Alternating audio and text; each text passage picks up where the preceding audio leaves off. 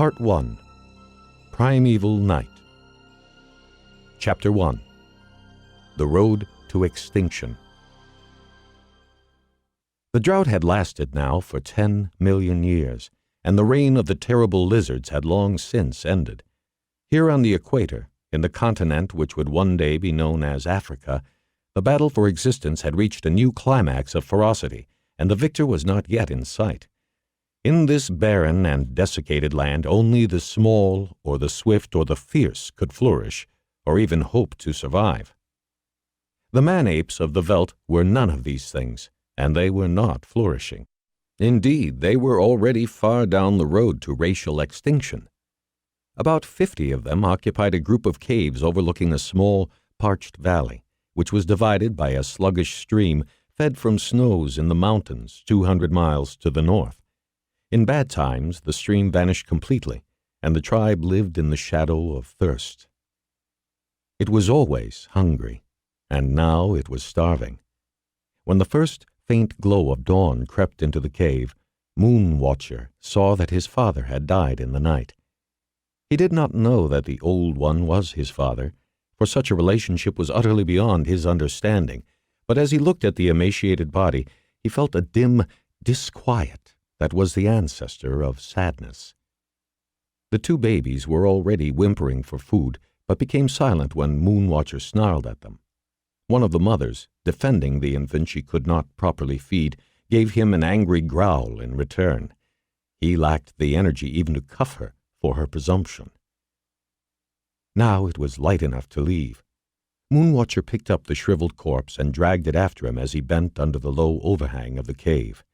Once outside, he threw the body over his shoulder and stood upright, the only animal in all this world able to do so. Among his kind, Moon Watcher was almost a giant. He was nearly 5 feet high, and though badly undernourished, weighed over 100 pounds.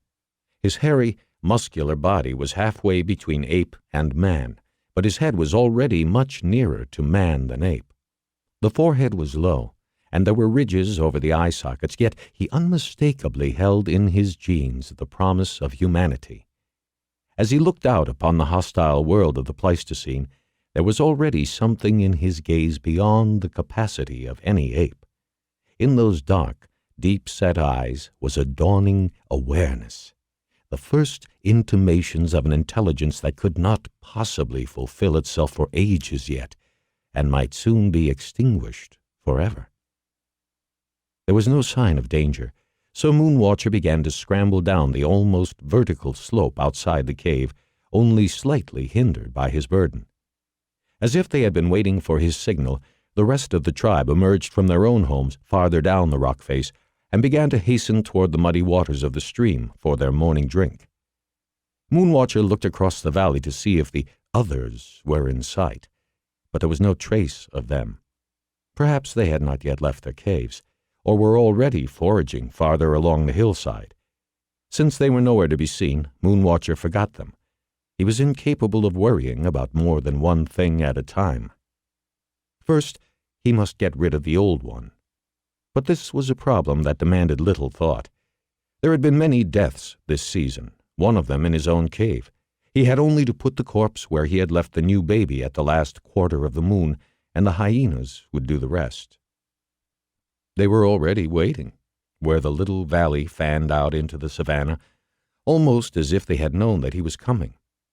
Moon Watcher left the body under a small bush. All the earlier bones were already gone, and hurried back to rejoin the tribe. He never thought of his father again.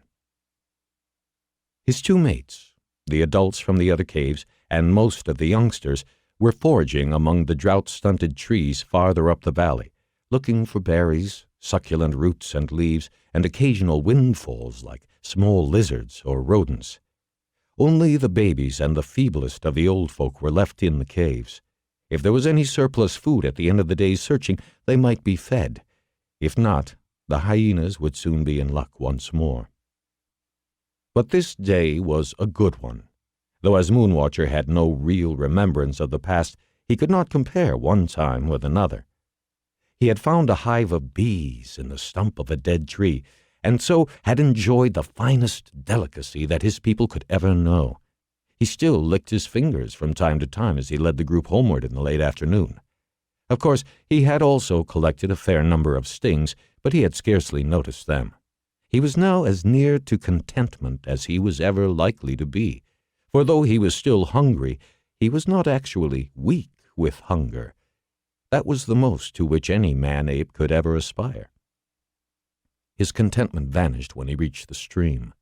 The others were there. They were there every day, but that did not make it any the less annoying. There were about 30 of them, and they could not have been distinguished from the members of Moonwatcher's own tribe. As they saw him coming, they began to dance, shake their arms, and shriek on their side of the stream, and his own people replied in kind. And that was all that happened. Though the man-apes often fought and wrestled one another, their disputes very seldom resulted in serious injuries. Having no claws or fighting canine teeth, and being well protected by hair, they could not inflict much harm on one another. In any event, they had little surplus energy for such unproductive behavior. Snarling and threatening was a much more efficient way of asserting their points of view. The confrontation lasted about 5 minutes. Then the display died out as quickly as it had begun, and everyone drank his fill of the muddy water. Honor had been satisfied. Each group had staked its claim to its own territory. This important business having been settled, the tribe moved off along its side of the river. The nearest worthwhile grazing was now more than a mile from the caves, and they had to share it with a herd of large, antelope-like beasts who barely tolerated their presence. They could not be driven away, for they were armed with ferocious daggers on their foreheads, the natural weapons which the man-apes did not possess. So Moonwatcher and his companions chewed berries and fruit and leaves and fought off the pangs of hunger, while all around them, competing for the same fodder, was a potential source of more food than they could ever hope to eat. Yet the thousands of tons of succulent meat roaming over the savannah and through the bush was not only beyond their reach, it was beyond their imagination. In the midst of plenty, they were slowly starving to death.